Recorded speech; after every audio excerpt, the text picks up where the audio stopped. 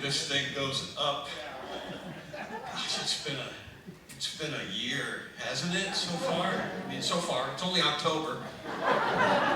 Things can turn around. Let's be hopeful, right? It's only October, we still got, things could still pick up. Last year, it's kind of a funny story. I was on an airplane and the stewardess came by and she said to me, she said, "Man, I love that song that you do." And she said, "Place in This World." And I'm like, "Yep, that's mine."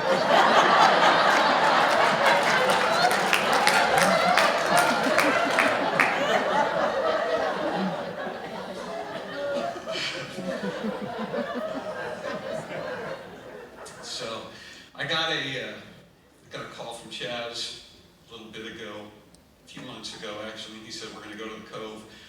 We're not going to be able to go to Hawaii. You know, we're not going to be able to take the cruise to Hawaii," which I wasn't invited on anyway. So.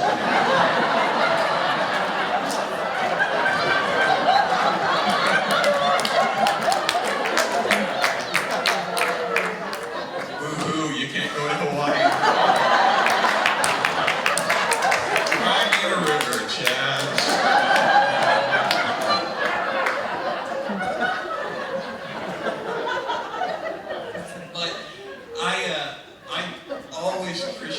The invitation to come back here, because coming back to the Cove is kind of coming back to family. I feel like this is a group, this is a tribe that I belong to.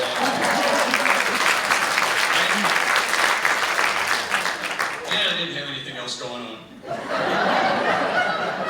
I didn't. It's been the same. We've got COVID in Indiana where I live too. Have you guys heard of that? Have you heard of that virus? And it shut everything down. It's been 8 months. This is the third show. This is the third show that I've done this year.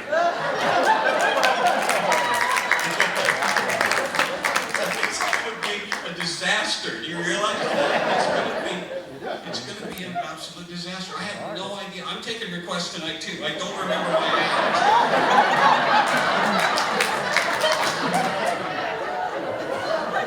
I'll even do Stephen Curtis Chapman songs.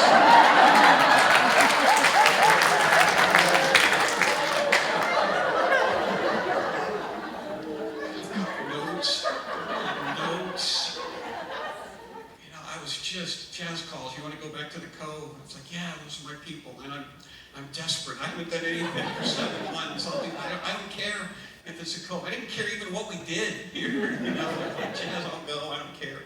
Even if we're just going to sit in the woods and stare at our neighbors, I'm there. I'll come and watch Smitty try on shoes. I don't care. Just want to get out of the house. Do something. I mean, I'm just going to be honest. I feel like I can be honest with you guys. I mean, you know, there was times I was watching the riots on television, and they're pulling down the statues, and I'm like, well, at least they're outside. I'm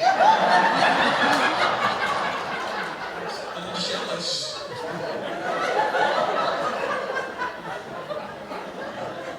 And some friends of mine are trying to make me feel better. My family, it's like, "You're going to be fine, Dad." My daughter books me, and she sends me out. It's been a slow year for her. She hasn't done anything this year. She goes, "You're going to be fine, Dad." I'm like, I really don't even remember my act. I've done it 3 times. This is the 3rd time. And she goes, "It's like riding a bike. You know, it's going to be like riding a bike, you'll remember it." So I went and got my bike out, crashed it.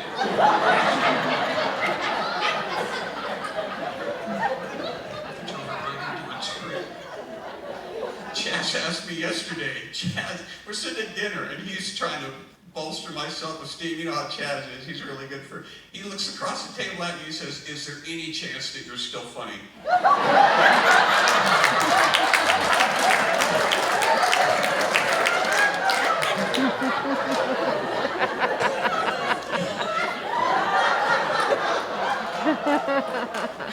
I don't know.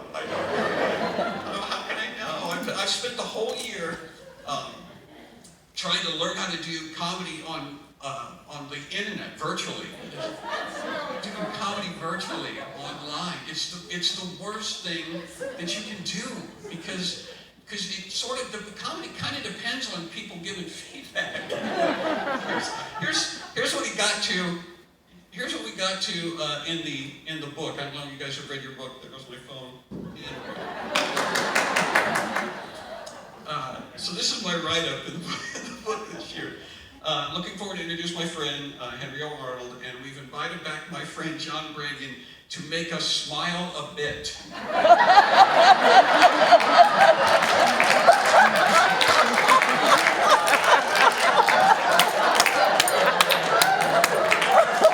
Mike is not expecting much to stay. The bar is way down here on the floor. I'm supposed to make you guys smile a bit, and everybody's wearing masks.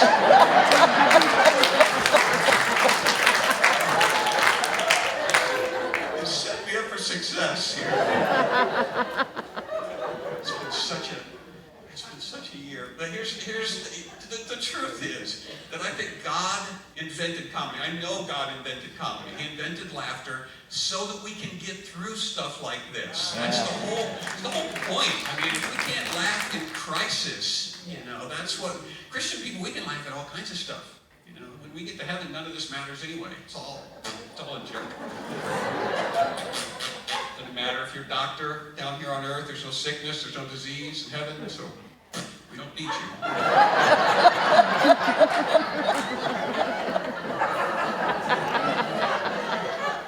The doctors pointing at each other. If you're a lawyer down here, you probably won't get to heaven. So.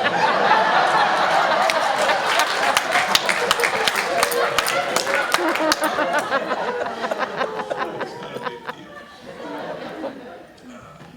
So you cruise people. I was thinking about this, you cruise people.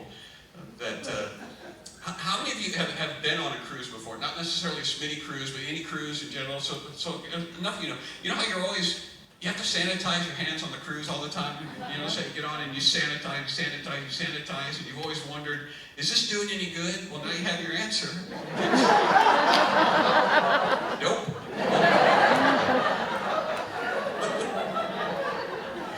We gotta cancel. There's so much out there. There's so much fear and anxiety and uncertainty, and I get it. I understand all of that. But it's my job to sort of peer into all of that and go, you know what? At the end of the day, kind of like Smitty was saying, we know how the story ends. We're not sure of all the details, but we know that we're going to be okay when we get through this. So we might as well laugh at some of it. There's so a lot of people out there that don't have the hope that we have, and that's it's our job then to kick it out and give it to them because they're struggling. They're struggling more than we are. Struggling more than I am. I think all of this is a joke. I just look at the misinformation that people have and all the experts. I'm watching my friends fight with each other about the experts. The experts say you should wear a mask, and the experts say this, the experts say that. And basically, the only thing that the experts agree about is that the experts don't agree about anything. No matter what you do, if you wear a mask or if you don't wear a mask, it doesn't matter what you do. You're going to be wrong to one of the experts. So.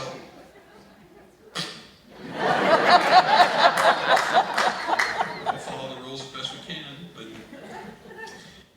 remember, some of you guys remember way back, you guys remember 2019? Who remembers that? 7 people in the room. It's been a long time. 2019.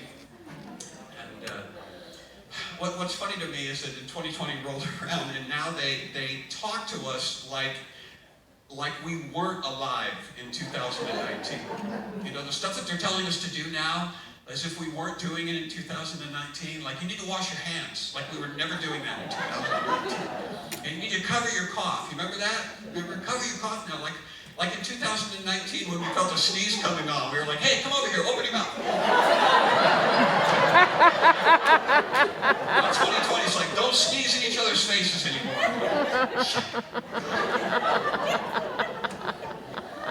I remember in 2019, 2018, you remember there used to be commercials on television when if you were sick, if you felt a cold coming on, there was all this medicine you could take because it was important to get back out there. We're not going to let a cold keep us down.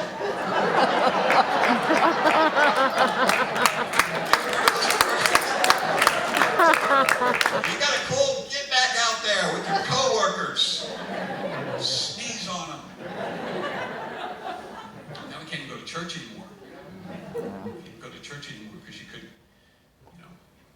kill somebody.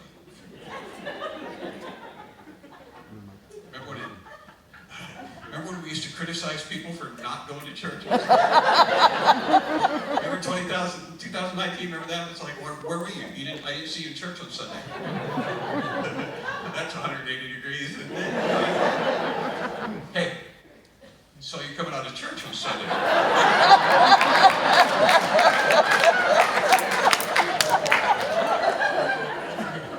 What's up with that? Don't you love your neighbor?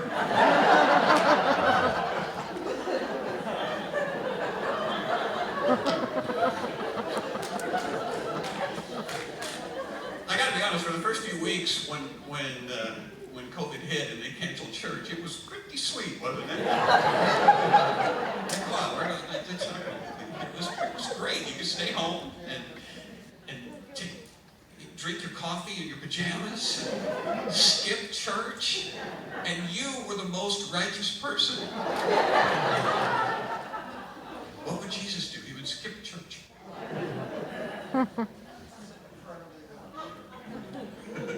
Well, now we've got this. Can you imagine what would happen if the Bible was written, if they wrote a translation for the Bible in 2020? Can you imagine that chapter in Hebrews? Say, don't you dare start gathering together as some are in the habit of doing.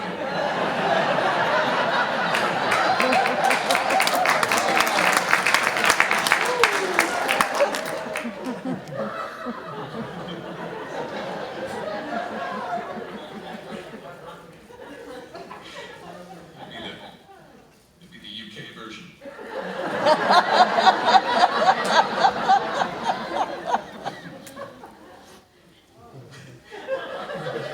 The University of Kentucky even had a version.